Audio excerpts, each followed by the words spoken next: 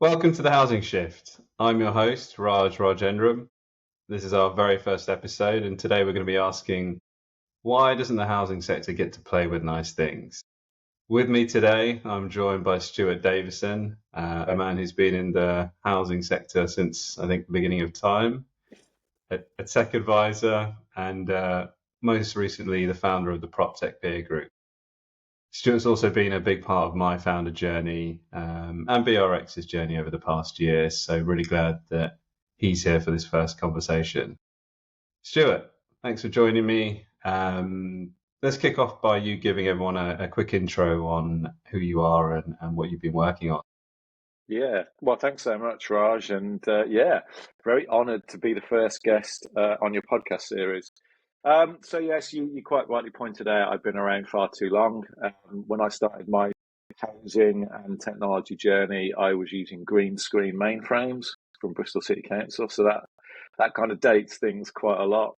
Like I say, I've been working in the sector now for over a quarter of a century. I've worked in large tech providers, small startups, corporate businesses that have acquired other businesses.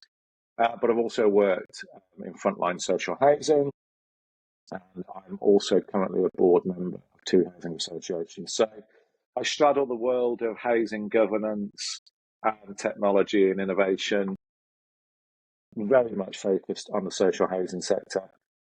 As you said, I've recently been the founder and curator of the PropTech peer group. So that's through my own business, Elihan, which is, I think it's approaching its second birthday. I'm sure it's this month. I've got to go back Happy and double birthday. check. So that's me in a bit of a nutshell. I work predominantly with tech organisations like yourself, but I do also like to keep my hand in working with housing associations, particularly around horizon scanning and the kind of the art of the possible type stuff. So yeah, that's kind of 2 cent tour of me. Great, thanks, Stuart. Let's get started. So when we talk about playing with nice things, we're talking about innovation. So can you help everyone understand, first of all, why is innovation really important, and why is it really important now for the housing sector? Yeah, I mean, well, innovation is always important, isn't it? Innovation is the lifeblood of, I suppose, our Western civilization. Um, existential. But no, going back to the point about why it's really important for the housing sector to embrace innovation now is, having been around for over a quarter of a century, the sector itself has gone through so much rapid change. And if we only take the last 5 years, really, sort of pre-COVID and where we are now, the demands on housing organisations are just crazy. I mean, I use my experience as a board member. I'm seeing what my teams are dealing with day in, day out. Demands only ever go up on social housing. The demands not only of residents and tenants, the demands of regulatory bodies, whether it be the housing ombudsman, whether it be the regulator, whether it be local government, central government, etc. There's just so much going on around housing organisations at the moment that, for me, the way we predominantly have operated to deal with change, I don't think is now fit for purpose. The way we've traditionally looked at dealing with issues or change or having to respond to challenges has been the kind of the analogy of a hammer and a nail. Problem arises, which is the nail, and therefore we find a solution, which is the hammer. That's the way we've kind of operated, and I think to a great or less extent, I think the sector still does operate like that. Whereas I think because of the number of issues, the number of challenges, the kind of the general noise that surrounds housing organisations, I think that paradigm doesn't work anymore. So innovation to me is key. And when I talk about innovation, I'm talking about it holistically. It's got to be organisational wide. And I think that's the major challenge, really. It's housing organisations now need to start thinking big picture. We can't. I don't think we can continue to tinker around at the edges of problems I think we need to embrace what innovation truly is and what it can be in the sector if we're going to navigate our way out successfully of all these issues, all these challenges that are currently going on. Thanks, Stuart. That was really helpful. So, in one of your recent articles, you spoke about smaller tech providers, SMEs, startups. You talked about how they were crowded out of some of these opportunities, especially around innovation.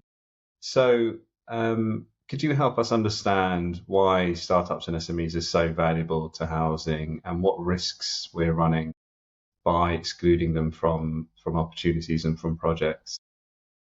Yeah, so if we're going to talk about embracing innovation truly, system-wide, organizational-wide, then realistically we have to look at the suppliers, providers, stakeholders, third parties, whatever you want to call them, that are going to help us truly deliver on the innovation.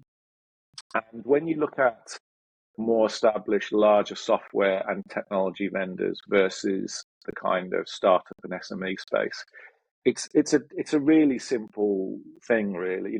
The larger the organization, the more likely they're going to be risk averse, and the more likely they've got so many internal masters to answer to, that what will happen is that you'll just get something that's good enough. And I think I've already used this term good enough already, where good enough as where we as a sector have operated for the last 20, 30 years. But I think the challenge on us today is we can't be good enough. We have to leapfrog that. So that then makes me think about SMEs and startups in particular.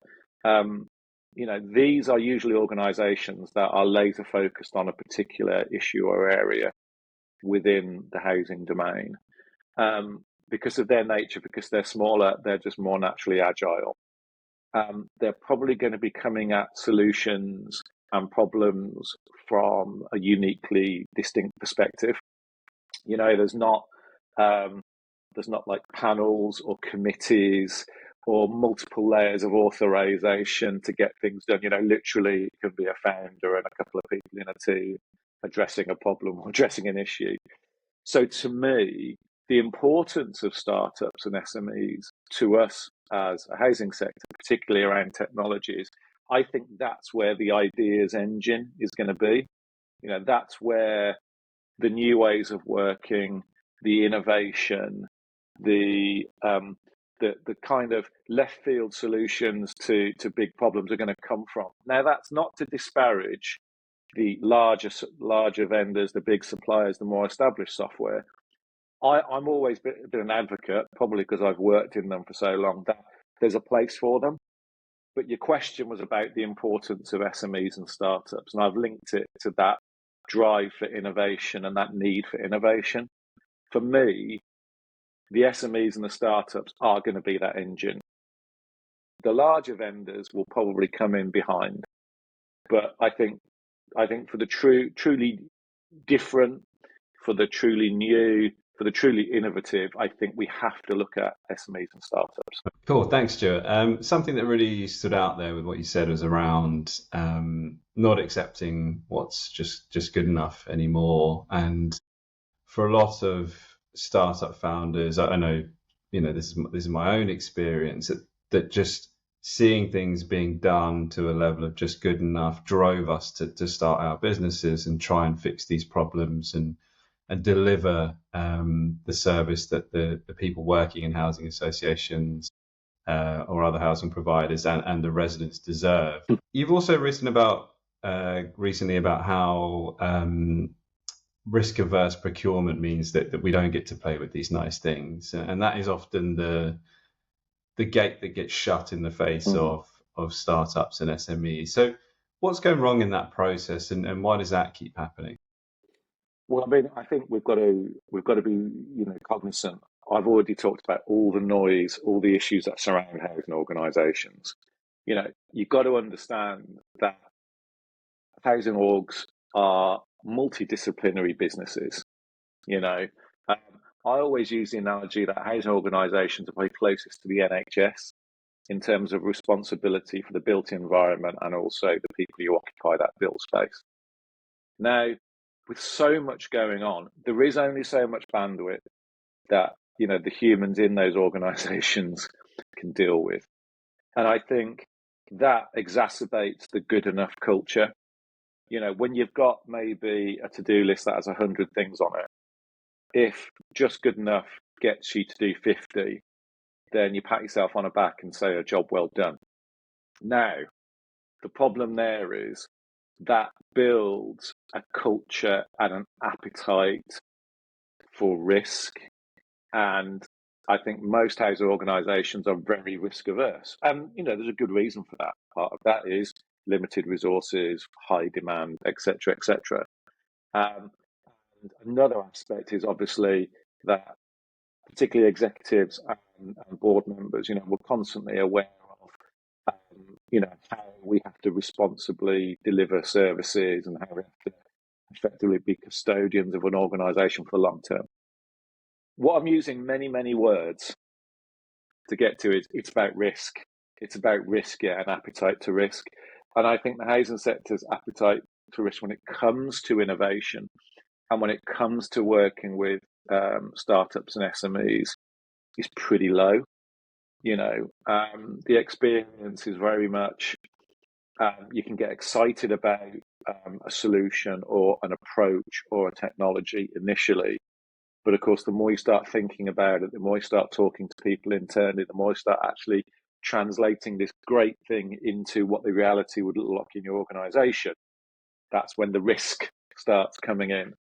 And if there's a similar type of solution from, let's say, a larger vendor that's probably got more customers using it, that's probably been around for a little bit longer, then it probably matches your risk profile.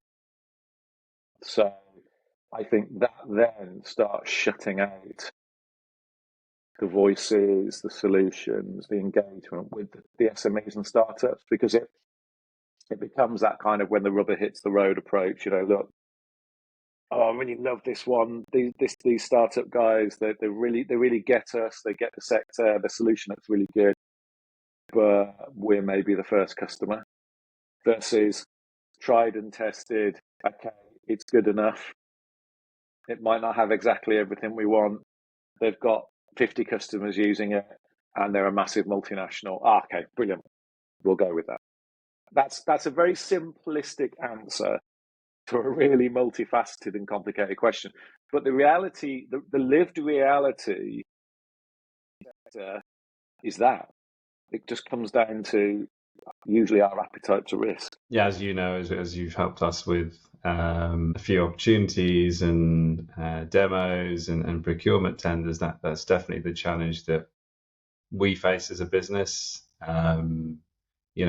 That initial excitement is great, and it gets us excited, and we start visualizing working with these providers, and you add the kind of human element to it, where it's like, oh, these people look great, like great people to work with, and you get really excited about the project. You go through the demos, and then as you either submit some sort of proposal, or we've even gone through a large tender process, as you know, and that's when all of the kind of other stuff comes into play. But to me, that's why. So when I use that word risk, it plays to both parties. From the housing organisation perspective, they need to look at that individual organisation that they initially have gone, this looks really good, the solution looks really good. The organisation, this startup looks pretty good themselves. They've probably got to have an inward conversation and go, do you know what? Are we willing to take on the risk? And then they need to be honest and open with the SME or the startup about their approach to risk, because then it becomes a dialogue, doesn't it? Like you say, you don't want to get involved in a massive procurement exercise with a lot of effort and work if the reality of the housing organisation's approach to risk is that whilst it looks great, we're never going to go with you because you're just too risky for us. It'd be better to say that up front, because then it opens up a conversation, doesn't it? You as the startup can go, well, let's dive into that a little bit. Let me talk to you about how I can mitigate the risk. And that comes to the tech startup or the SME, they've got to be constantly thinking about the risk to their business. If I go all in on working with this this housing organisation, what's it preventing me from doing? Am I focusing my attention on the right thing, or is it just that I've got this opportunity in front of me, and that's where my focus is? So this risk question to me is fundamental. Absolutely, and something I would absolutely welcome that if somebody turned around to us in our first conversation and said, "Sorry, this is great. We love your product, love what you're doing, but this isn't for us right now." And then we can say, "Okay, well, let's check in a year or two and then have this conversation." But it is just having that open communication, as you highlighted, and just us being able to have these conversations. It's also not necessarily closing it down. It's literally if you're being open and transparent about your attitude towards risk, it gives both parties the ability to talk about, well, what is it that's worrying you? Is it our size? Is it the solution? Because then you engage in a dialogue.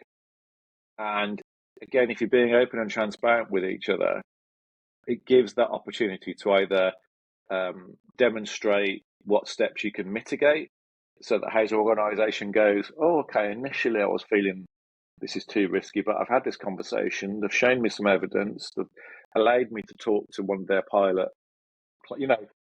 because it's too easy to go, you're too small, you don't have the minimum number of existing clients or case studies. There's many things we can do to tick you off the list, but if we can engage in a dialogue, maybe it'll allow us to understand each other a bit more and get to a point where it's like, actually, we're feeling more comfortable with the risk. Doesn't mean you're getting the gig, but we're more happy to have you involved in the process. And for you, Mr. and Mrs. Startup, it gives you the confidence to engage with us through the process. Thanks, Stuart. If we zoom out a little and think about the sector as a whole, so we've focused around housing providers and the relationship that housing providers and startups and SMEs have, and procurement paths. What role do other areas of the sector have in kind of reinforcing this dynamic and breaking the mold, maybe, and then specifically around conferences, frameworks, and even consultants that are operating in the area? What responsibility do they have to this?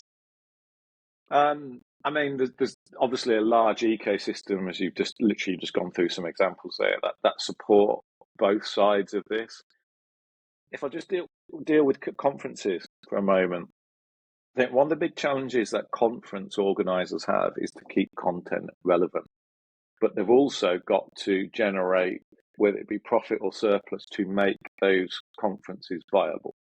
So we have to understand that. The one small issue I have with that type of thing is that it normally crowds out the SMEs and the startups, because they just don't have the money to put their hands in their pockets to be a sponsor or to exhibit or to do a pay-for-play opportunity to speak, that sort of stuff. So for me, I do think there's a responsibility that if conferences want to remain relevant and they want to create content that's going to attract housing delegates, create spaces that allow more diverse voices to be heard.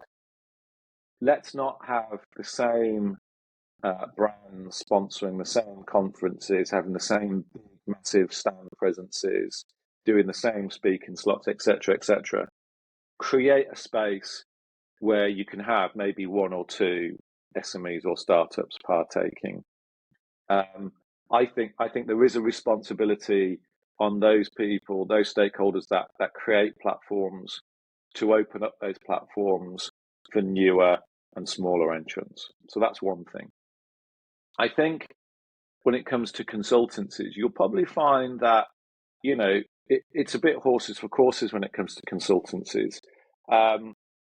There's laughing and having been on the other side, having been a supplier, you can laugh and joke that certain consultancies and consultants have their favourites. It doesn't work like that. That's just, a lazy bit of shorthand. the consultants that I know, and the consultancies that I've come across in my over quarter of a century, have been predominantly, staffed by, really dedicated professionals who recognise and understand the tech sector, but also social housing as well. And they have a responsibility to engage with their clients, who are predominantly, if not solely, the housing providers, to ensure that they're putting forward solutions that match that organisation. And it comes then back to that risk profile.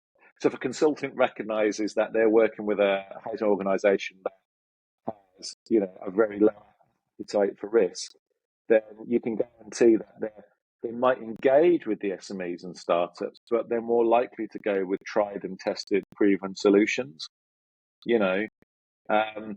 So for consultants, I think they've got a responsibility to their clients, but they've got to think about long term. It's like, if I stick with the largest, more tried and tested software vendors, are those the people that are going to be serving the sector in the next 10 to 15 years? Or if I look at these SME businesses over here who might have a smaller number of customers but have got a much better solution, are these the sorts of people that probably I need to be focusing on, because they are actually going to provide a better service to my client? So consultancies have got a lot of stuff going on to allow them to do the best for their clients, and also, in their eyes, what's best for the sector. You then come to membership organisations, and you've got people like the Healthy Homes Hub, you've got DIN, Disruptive Innovators Network. To a lesser extent, you've got people like the PropTech peer group like me. We're voices that are trying to just put a different viewpoint, a different way. You look at people like DIN and stuff like that, they're all about innovation. It's in their title, Disruptive Innovators Network. So actually what they're trying to do is to put front and center this idea of, let's not just deal with the status quo. Let's really think differently.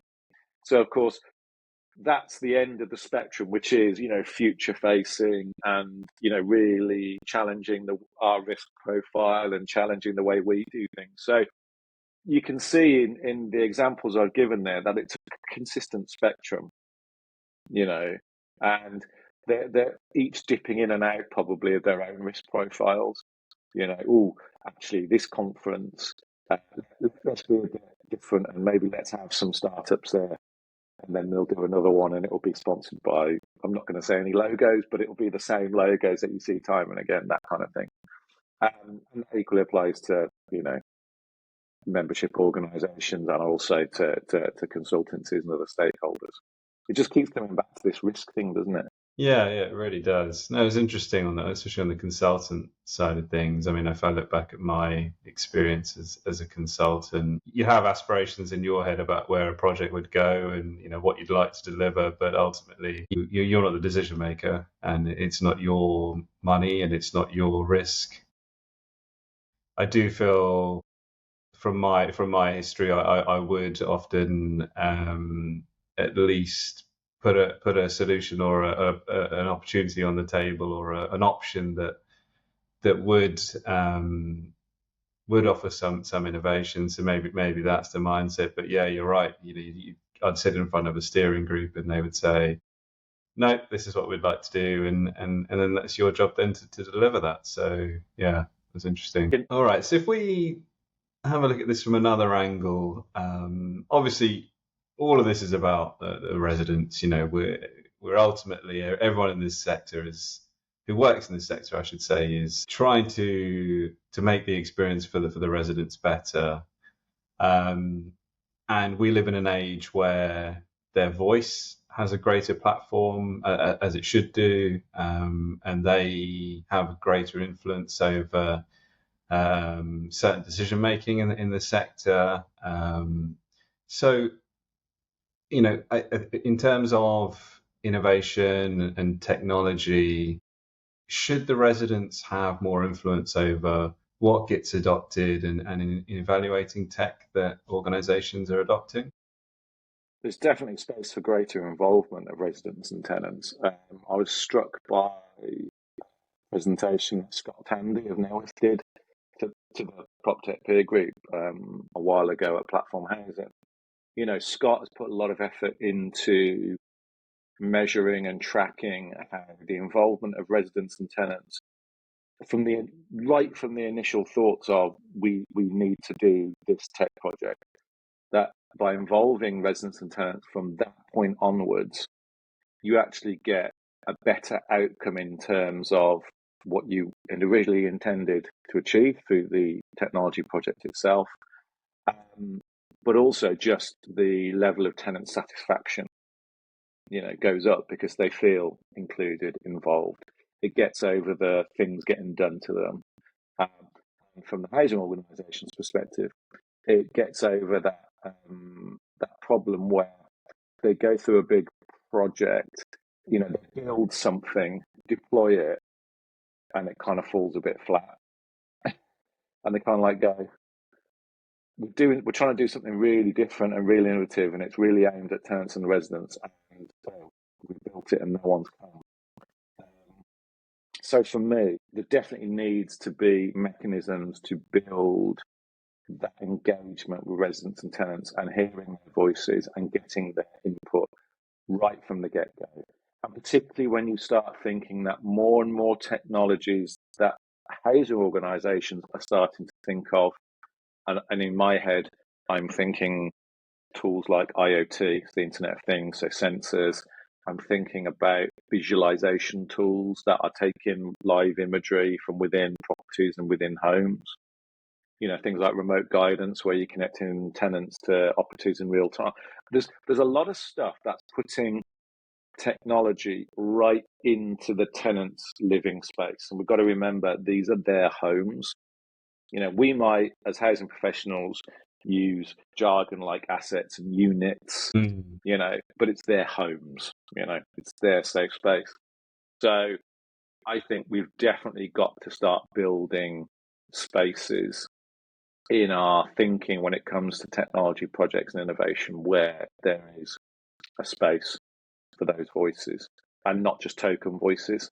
So it's like I think Scott was talking about, they're not just involved right at the beginning, it's throughout the entire process. Yeah, that's super interesting. I actually heard something on another podcast quite recently, and I can't remember who said this. It was a tenant, and they said that the organisations, the housing associations, have the flats, they have the houses, have the flats, but it's the tenants or the residents that make it the homes. Yeah, that's right. And that's so true. Scott's presentation was great. Yeah, it's certainly something that as part of our journey, I know that we've relished being able to work with residents as part of our design process. So as part of the project that we've got with MTVH, we all recognised early on that although we're working on this extremely back office processing, heavy number churning process and solution, ultimately you're talking about what's going to get charged to a resident, and they're going to have to understand how you're communicating that to them. And so involving them in the design of that just made sense, because otherwise you run the risk of doing all this work and then the end user or the end customer doesn't actually understand what you're trying to send to them, and it's just a waste of time. No, definitely. Okay, so as a closing question, it's a tradition I'm going to start on the podcast where essentially if you have a magic wand, if you could change one rule, one mindset, one process, one thing tomorrow which would make the sector more open to innovation, what would that be? This is going to come as no surprise. It would be to open up our appetite to risk. It really would. It would be because of those challenges we're facing. I know it's difficult because when you're faced with this big challenge, you want to tread carefully and make sure that you're doing the right thing. But I just think if you can blow your risk profile a little bit wide open, doesn't mean you can't contract it as you progress. But I think we just need to be much more open ourselves with our attitude to risk and be much more willing to engage in a meaningful dialogue Doesn't matter if it's just about technology or if it's anything that we do, have a meaningful dialogue about risk, because we'll probably find a way to navigate the risk. And that will probably open up more opportunities for us, whether it be as tech vendors or whether it be as social housing providers. So for me, it's shifting the entire sector's attitude towards risk. Easy job then. Oh, yeah. Well, you said it's a magic wand, so. Fair enough. Thanks so much for joining me on the Housing Shift, Stuart. That was jam-packed full of insights, challenge, and great info. And looking forward to having you on a future date soon. No, thanks a lot, Roger. And you're right. You crammed an awful lot in there in a very short space of time. Thanks so much. Stuart. Cheers. Bye. Thanks, Raj. Bye.